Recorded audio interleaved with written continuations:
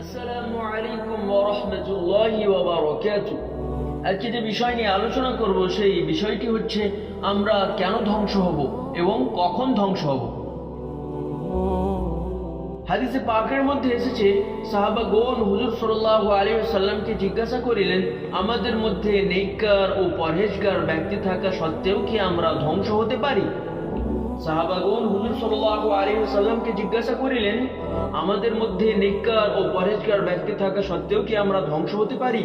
হুজুর সাল্লাল্লাহু আলাইহি ওয়াসাল্লাম উত্তর করেন, হ্যাঁ, যখন পাপ কাজ চরমে পৌঁছাবে তখন আল্লাহ পাক ধ্বংস করে দেবে।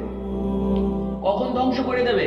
যখন পাপ কাজ চরমে পৌঁছাবে, অতিরিক্ত হয়ে যাবে, তখন আল্লাহ পাক নেককার, পরহেজগার এবং বদকার ব্যক্তি সকলকেই ধ্বংস করে দেবে। বর্তমান যুগে মুসলমানদের ধ্বংস ও অধঃপতন সম্বন্ধে চতুর্দিকে হইচই পড়ে গিয়েছে এবং তাহাদের সংশোধনের জন্য নতুন পন্থা আবিষ্কৃত হইয়াছে।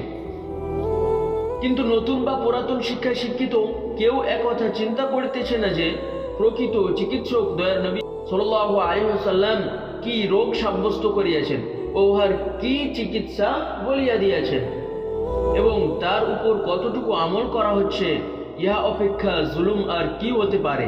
যাহা রোগ উৎপত্তির কারণ উহাকেই আমরা চিকিৎসা রূপে ব্যবহার করছি, অর্থাৎ ধর্মের তারাক্কির জন্য অধর্মের প্রতি আমরা অধিক ঝুঁকিয়া পড়িয়াছি এবং মন গড়া মতামতের উপর আমল করছি। এমত অবস্থায় রোগীর ধ্বংস যে অনিবার্য তা না বলিলেই চলে। আল্লাহ পাক আমাদেরকে পাপ থেকে হেফাজত করুন এবং ধ্বংস হওয়া থেকে বাঁচিয়ে রাখুন। আমিন। আসসালামু আলাইকুম।